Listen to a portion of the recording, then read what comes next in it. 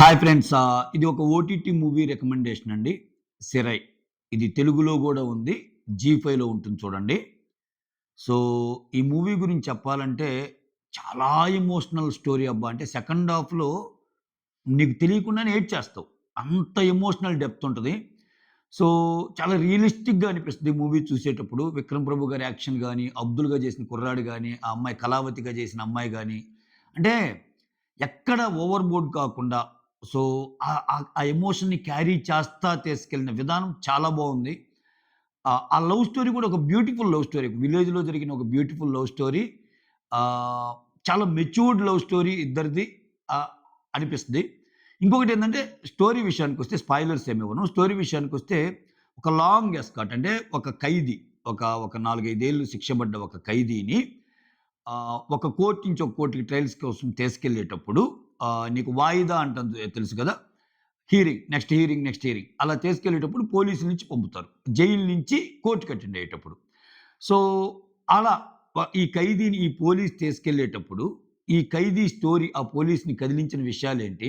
ఆ పోలీస్ ఆ ఖైదీకి ఎలా హెల్ప్ చేశాడు? అసలు ఈ ఖైదీ లైఫ్‌లో జరిగిన ఆ స్టోరీ ఏంటి? అసలు అతను ఎందుకు ఆహ్, జైలుకి రావాల్సొచ్చింది? దాని వెనకున్న స్టోరీ ఏంటి? ఇది చాలా అత్యద్భుతంగా చిత్రీకరిస్తాడనమాట.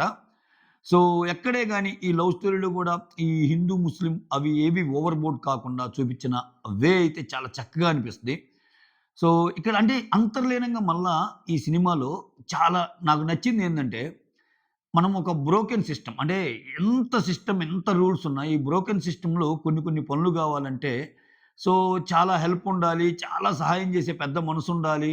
ఇవన్నీ లేకపోతే డబ్బుండాలి. ఇవన్నీ లేకపోయినా మంచి మనసున్న పోలీసులు సో, ఒక ఖైదీకి అండగా నిలవటానికి ఒక చిన్న పని చేసిన తన జీవితం ఎలా టర్న్ అయిద్ది అని చెప్పడానికి ఒక బెస్ట్ ఎగ్జాంపుల్. క్లైమాక్స్‌లో అదే చెప్తాడు. ఆ లైన్ నాకు చాలా బాగా నచ్చది. సో, పోలీస్‌కి ట్రైనింగ్ ఇచ్చేటప్పుడు ఏమేం మనం చూడాలి? సొసైటీలో చాలామంది హెల్ప్ లేక ఎళ్ళేటప్పుడు సో, వాళ్ళకి ఎంత బాసటగా పోలీసు నిలవాలి అనే ఒక లైన్ ఏదైతే చెప్పగలిగాడో డైరెక్టర్ అది ఎక్సలెంట్ అనిపించింది. ఎందుకంటే ఆ లైనే దీనికి చాలా ఉపయోగపడిద్దనమాట. దీంట్లో అదే ఆ బ్రోకెన్ సిస్టమ్‌లో అంటే ఆల్రెడీ మనము ఇప్పుడు కరెంట్ ఎరా ఏదైతే ఉందో దాంట్లో ఉండే మనకి కొన్ని పనులు కావాలంటే అన్నీ అవ్వవు. సో, చెప్పా కదా! చాలా మంచి హెల్ప్ అవ్వాలి. చాలా మంచి హెల్ప్ అయ్యే విధంగా పరిస్థితులు సహకరించాలి.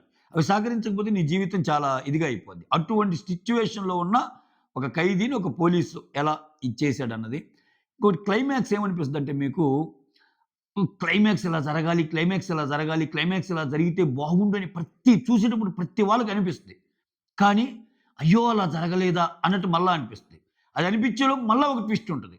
ఆ ట్విస్ట్ ఏంటి? అసలు భయంకరంగా ఉంటది. ఆ ట్విస్ట్ ఏంటి? అనేది మీరు మూవీ చూడండి. సో, దీంట్లో ఒక అమ్మ ఇవన్నీ పక్కన పెడితే ఒక అమ్మ, కొడుకు మధ్య రిలేషన్ ఎంత ప్యూర్ బాండ్ చూపిస్తారు. ఒక అక్క, చెల్లెల మధ్య రిలేషన్. అలానే ఒక ప్రేయసి, ప్రియుడి మధ్య రిలేషన్.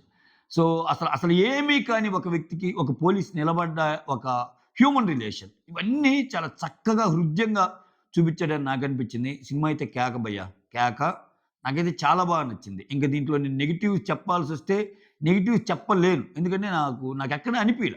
స్లోగా స్టార్ట్ అయ్యిద్ది గానీ, సో, సెకండ్ హాఫ్ అయితే అసలింకా ప్రతి సీను అంటే అంటే ఇంక సినిమాటిక్ స్టైల్‌లో చెప్పాలంటే సినిమా కథ లాస్ట్‌లోకొచ్చేసరికి ప్రతి క్లైమాక్స్‌ని మనం ఇలా ఉండాలనుకుంటాం గదా!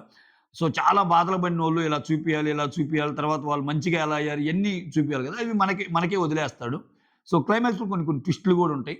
సో, అయ్యో! మనం అనుకున్నది జరగటం లేదే అని నువ్వు ఫీల్ అవుతావు. కానీ అది ఫీల్ అయ్యే లోపే ఇంకొక ఫీలింగ్ వస్తుంది మళ్ళా. అదేంటి ఇవన్నీ మీరు మూవీ చూడండి. 'సిరాయ్' అనే తెలుగు మూవీ చాలా డెప్త్ ఉన్న ఒక emotional love story with good message అంట నేనైతే. That's all. Thank you so much. Signing off. మీ సురేంద్ర.